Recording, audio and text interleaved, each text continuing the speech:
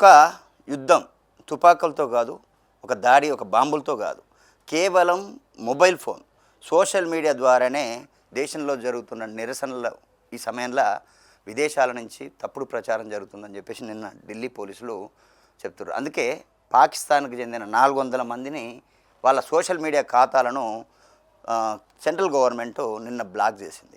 అయితే దానికి సంబంధించి చర్యలు కూడా వాళ్ళ మీద తీసుకుంటారట. అసలు ఈ ఖాతాలు ఏం చేస్తున్నాయి, ఎందుకు ఒక్కసారిగా ఢిల్లీ పోలీసులు ఇంత రంగంలోకి దిగి హడావుడి చేస్తున్నారు, హడావుడి అనేది చేస్తున్నారు, అసలు ఏం జరిగింది? దేశవ్యాప్తంగా విద్యార్థుల నిరసనలు కొనసాగుతున్న ఈ సమయంలో సోషల్ మీడియాలో ఒక్కసారిగా వేలాది పోస్టులు, వీడియోలు, ఈ మెసేజెస్ వైరల్ అయినాయి. వీటిలో చాలా వరకు వాస్తవాలను వక్రీకరించిన సమాచారమే.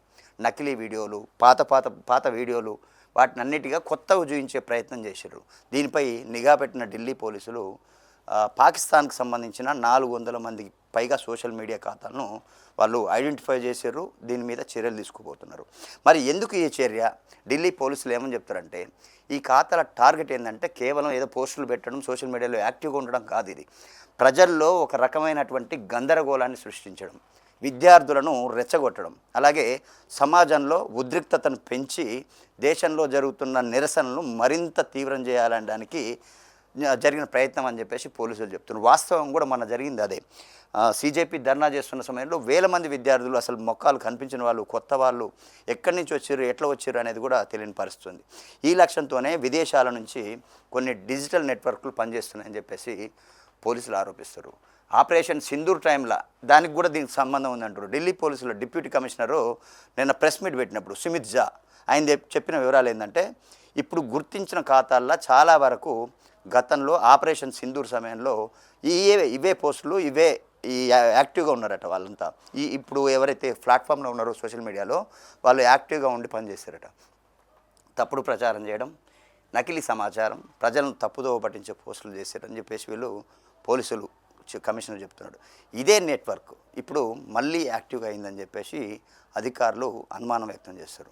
ఎలాంటి కంటెంట్ వైరల్ చేస్తున్నారు? పోలీసుల గురించిన కంటెంట్తో ఏఐతో తయారు చేసినటువంటి వీడియోలు, నకిలీ వీడియోలు, డీప్ ఫేక్ వీడియోలు, పాత వీడియోలను కొత్తగా చేయడం, ఇట్లా ఫోటోలను ఎడిట్ చేసి తప్పుడు కథనాలను పోస్ట్ చేయడమే వీళ్ళ టార్గెట్. రెచ్చగొట్టే వ్యాఖ్యలు, వాస్తవాలకు విరుద్ధమైనటువంటి, అసలు కంటెంటే లేని వార్తలు, నిర్ధారణ లేనటువంటి సమాచారాన్ని బ్రేకింగ్ న్యూస్ లెక్క మన ప్రచారం చేసిరట.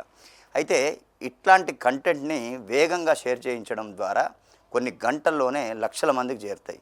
సో మరి వీటిని ఎట్లా గుర్తించారు పోలీసులు అంటే, ఢిల్లీ పోలీసులు సైబర్ విభాగం ఈ సోషల్ మీడియా పోస్టులు కానీ, ఐపీ అడ్రస్లు కానీ, పోస్టుల సమయం కానీ, అంటే ఎప్పుడు పోస్ట్ చేసారు ఏంటి అనేది, వైరల్ అయ్యే విధానం కానీ, అంటే విత్ ఇన్ ద మినిట్స్లో కొన్ని లక్షల మంది దాన్ని లైక్ చేస్తూ ఉంటారు. సో వైరల్ అవ్వడానికి అది ఉంటుంది అనమాట. సో ఈ తరహా సందేశాలు ఎట్లా వచ్చినాయి, ఏ టైంలో వచ్చినాయి, వీటిని బట్టి ఒకేసారి ప్రచారం చేసే ఖాతాలను విశ్లేషించి వీళ్ళు ఐడెంటిఫై చేశారు. అయితే నిరంతరం కేంద్ర ప్రభుత్వ సంస్థల సాయంతో ఈ ఖాతాలపై ఇప్పుడు చర్యలు ప్రారంభించింది. ప్రత్యేక టాస్క్ ఫోర్సు ఢిల్లీలో పోలీసులు, క్రైమ్ బ్రాంచ్, అలాగే స్పెషల్ టాస్క్ ఫోర్సు STF వీళ్ళందరినీ కూడా వీటి మీద పనిచేసేందుకు కేంద్రం మోహరింపజేసింది. అయితే మరి వీరి బాధ్యత లేనిది సోషల్ మీడియా, ప్రధాన బాధ్యత లేనిది వీళ్ళు అంటే సోషల్ మీడియా మీద 24 గంటల పాటు వాళ్ళకు 24 గంటలు ఎప్పుడు వాటి మీద నిఘా ఉంచేటట్టు చేస్తారట. అట్లాగే ఫేక్ న్యూస్ని ఐడెంటిఫై చేస్తారు. ఏఐకి, డీప్ ఫేక్కి, తర్వాత రియల్ కంటెంట్కి అసలు తారతమ్యాలని వీళ్ళు విశ్లేషిస్తారు.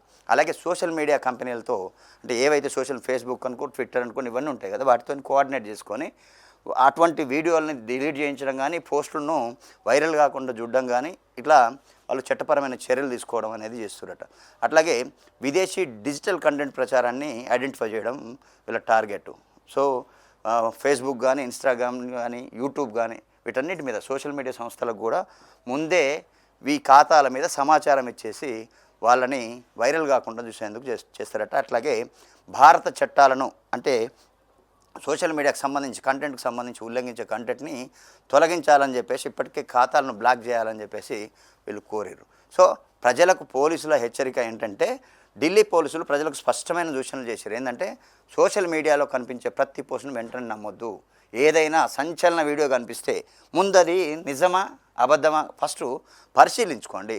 అధికారిక ప్రభుత్వ వనరులు, విశ్వసనీయ మీడియా సంస్థలు, లేదంటే ఫ్యాక్ట్ చెక్ లాంటి వెబ్సైట్లు ఉంటాయి, వాటిలో ధృవీకరించుకోమని చెప్పేసి, అలాగే అనుమానాస్పదమైన పోస్టులు ఎవరైనా ఉంటే ఎటువంటి షేర్ చేయొద్దు, తప్పుడు సమాచారం కనిపిస్తే సంబంధిత అధికారులకు సంబంధించి తెలియజేయాలని చెప్పేసి సూచిస్తున్నారు. అంటే డిజిటల్ యుద్ధం అంటే ఇదేనేమో. గతంలో యుద్ధాలు సరిహద్దులలో జరిగాయి, కానీ ఇప్పుడు సోషల్ మీడియా కూడా ఒక యుద్ధ భూమిగా మారుతుంది. తప్పుడు సమాచారం, డీప్ ఫేకు, ఏఐ, ఈ ప్రచారం కొన్ని నిమిషాలన్నీ లక్షల మందికి చేరడం, ఇదంతా అదే అనమాట. అందుకే ప్రపంచవ్యాప్తంగా ప్రభుత్వాలు సైబర్ భద్రత, ఫేక్ న్యూస్, డిజిటల్ ప్రచారంపై ఒక ప్రత్యేక దృష్టి పెడుతున్నాయి. ఢిల్లీ పోలీసులు చెప్తున్న దాని ప్రకారం అయితే విదేశాల నుంచి జరుగుతున్న డిజిటల్ ప్రచారాన్ని అడ్డుకునేందుకు ఈ చర్యలు చేపట్టారు. అయితే పాకిస్తాన్కు చెందిన తప్పుడు ఖాతాలు కూడా ప్రచారం చేశాయన్నది ఢిల్లీ పోలీసుల అధికారిక ఆరోపణ. ఈ ఆరోపణలపై సంబంధిత శాఖల నిర్వాహకులకు స్పందన, అలాగే స్వతంత్ర ధృవీకరణ అనేది ప్రస్తుతం అందుబాటులో లేకపోయినా సోషల్ మీడియాలో కనిపించే ప్రతి సమాచారాన్ని నమ్మే ముందు అది నిజమా కాదా అని ఒక్కటికి 2 సార్లు ఫ్యాక్ట్ చెక్ చేసుకొని చేయమని చెప్పేసి, అది మన బాధ్యత అని చెప్పేసి చెప్తున్నారు.